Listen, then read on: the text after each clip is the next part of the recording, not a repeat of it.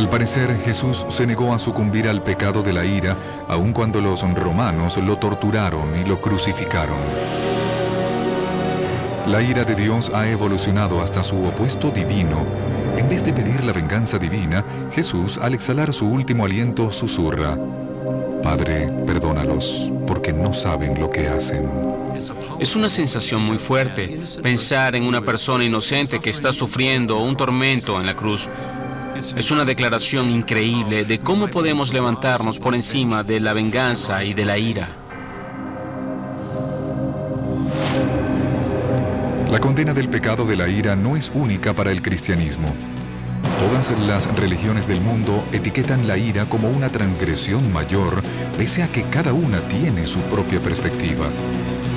Una afirmación rabínica acerca de la ira es que la ira es como una tetera hirviendo. Una vez que se desborda, no tienes idea de a dónde va a llegar o a quién va a quemar. La ira se considera un pecado mayor en el Islam. El profeta les dijo a sus seguidores que lo mejor de cada persona es a lo que le toma mayor tiempo airarse, y lo peor es a lo que le toma más tiempo superar la ira. Dentro del cristianismo, existen diferentes opiniones respecto al pecado de la ira. En tierras protestantes y en nuestra historia, la ira puede ser un pecado, pero no es un pecado en sí, es lo que haces con ella. La Iglesia dice que todos tenemos pasiones. Las pasiones llevan al pecado. No puedes destruir las pasiones o matarlas. Las pasiones tienen que ser purificadas, redireccionadas y transformadas. Todas las versiones del cristianismo están de acuerdo en una cosa: los pecadores que no transforman su ira están condenados a ir al infierno. El infierno finalmente se convertiría en el contrapeso del cielo y hogar eterno para los pecadores. Muchos creen que Jesús se refería al infierno cuando habla del Hades. Pero en el Nuevo Testamento, Jesús habla del lugar de la condena con la palabra hebrea Gehenna. Originalmente, Gehenna hacía referencia a un botadero de basura en las puertas de Jerusalén, donde la gente quemaba sus desperdicios. Jesús utiliza la palabra como símbolo del terrible destino que esperaba a todos los pecadores. Puedes tener gozo hoy, pero ¿qué sucede después que mueres?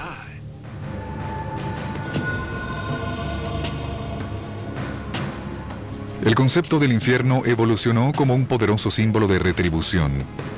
De hecho, las distintas religiones desarrollaron sus propias maneras de definir y explicar la función del infierno.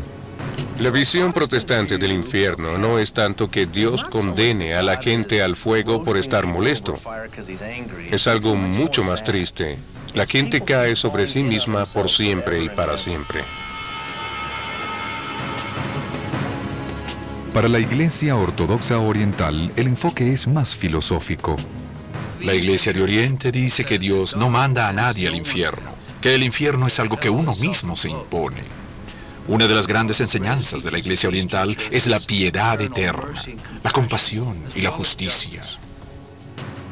En el Islam, el infierno no es un destino eterno, sino una experiencia de aprendizaje.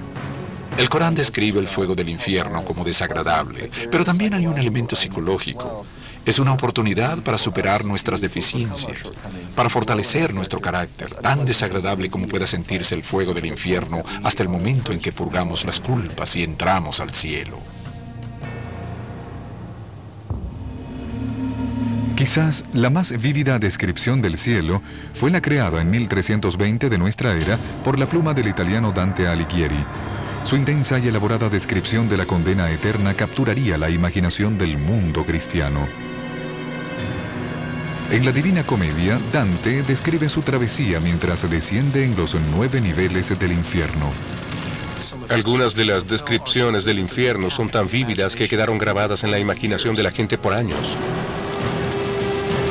La travesía de Dante es aterradora porque es testigo del castigo para cada pecado mortal. En cada caso, el castigo encaja con el crimen. El pecado de la ira se encuentra en el 5.º nivel, en las pantanosas aguas del río Styx.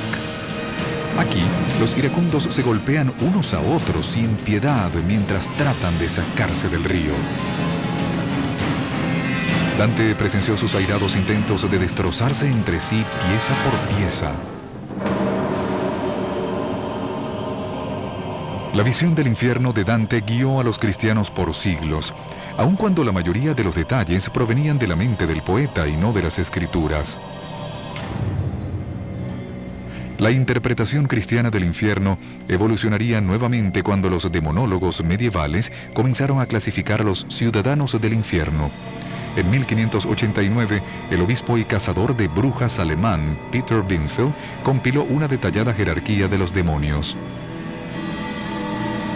Él creía que cada uno de los 7 pecados estaba asociado a un demonio en particular. Binsfeld escribió que el príncipe demoníaco del pecado de la ira se llamaba Amón. El nombre Amón probablemente era una corrupción del antiguo dios egipcio del sol, Amón, cuya adoración entre las pirámides se remonta hasta el 1550 a.C. Pero Binsfeld describió el demonio de la ira como un monstruo que escupía fuego, con pico de cuervo y cola de serpiente. Tentaba a los hombres con poder y los destruía con su propia ira. Pero Binsfeld pensaba que otra entidad demoníaca también controlaba el pecado de la ira. Creía que el principal demonio del pecado de la ira no era otro más que el poderoso rey del infierno, Satanás. La ira está conectada con Satanás.